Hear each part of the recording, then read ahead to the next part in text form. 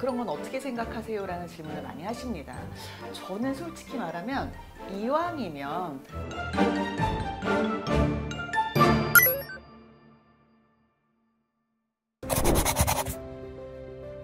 부모님들이, 양육자들이 굉장히 요새 특히 더 관심이 많은 것 같습니다. 그래서 아이들 책을 읽어주는 거에 관심이 많고, 또 뭐 어떻게 읽어줘야 될지, 얼만큼 읽어줘야 될지, 이런 다양한 질문들 중에 가장 첫 번째 질문은 도대체 몇 살부터 읽어야 될까요? 라는 질문을 많이 하세요.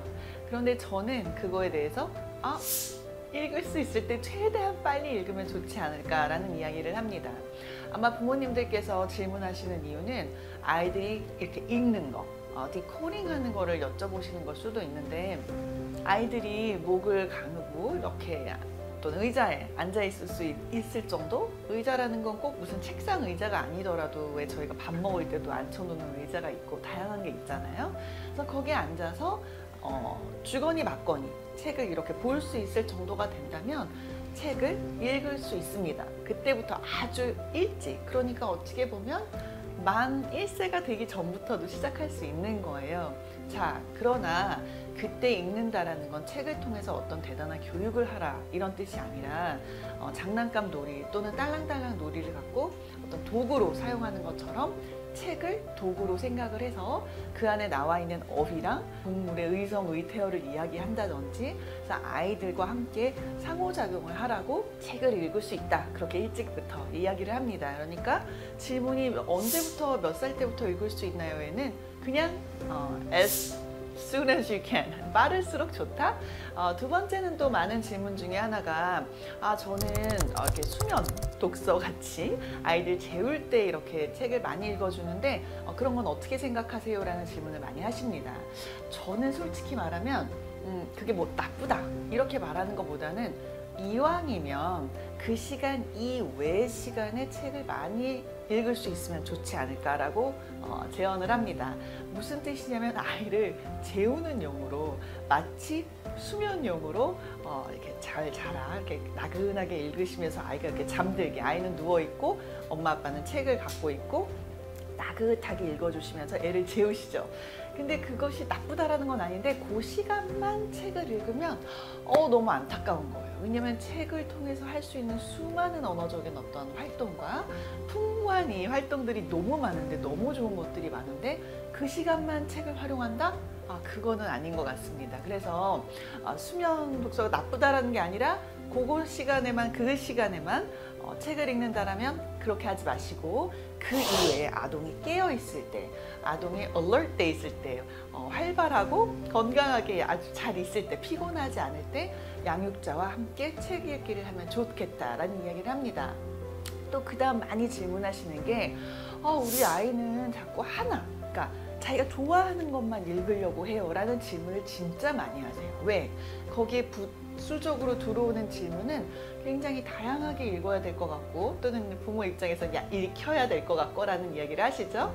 이것도 읽어야 될 것 같고 저것도 읽어야 될 것 같고 많이 읽어야 될 것 같은데 우리 아이는 딱 하나만 읽어요.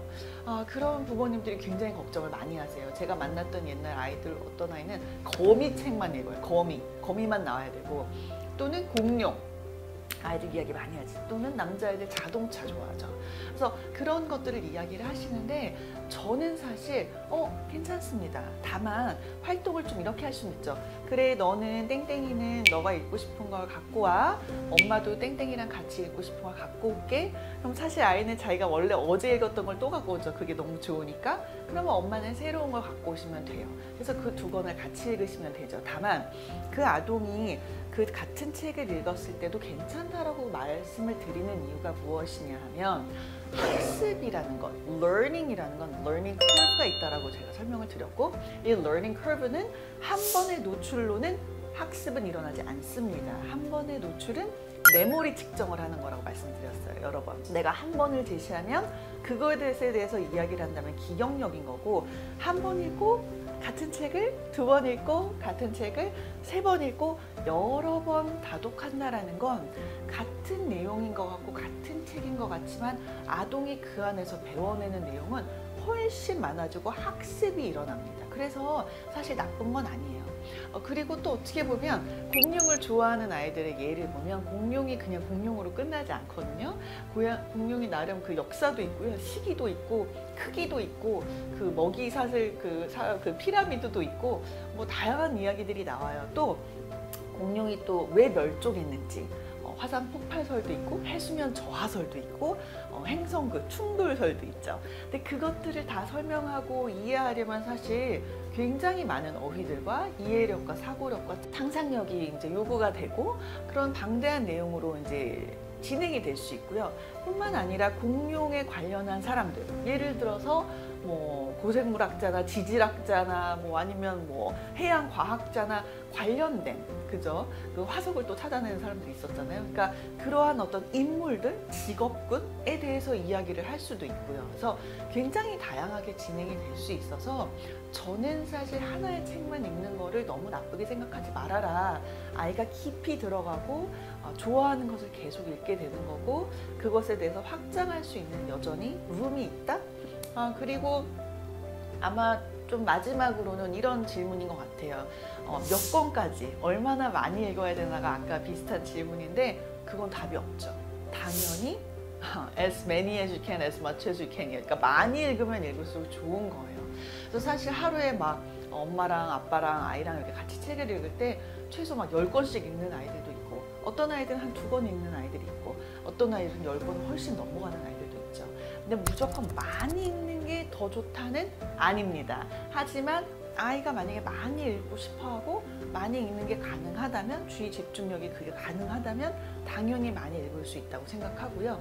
한 번에 많이 읽는 것도 좋겠지만 중간중간 나눠서 읽는 것도 괜찮아요. 유치원 가기 전에도 아이가 책을 읽을 수 있고 유치원 갔다 와서도 잠깐 읽을 수 있고 밥 먹기 전, 밥 먹고 나서 또는 자기 전 다양하게 브레이크다운 할 수 있겠죠. 그러다 보면 굉장히 많이 쌓이겠죠. 그래서 책을 상시 여러 군데 이렇게 놔서 뭐 식탁 옆에도 있고 뭐 복도에도 있고 방에도 있고 안방에도 있고 애들 방에도 있고 마루에도 있고 다양하게 해서 그렇게 하실 수 있을 것 같습니다.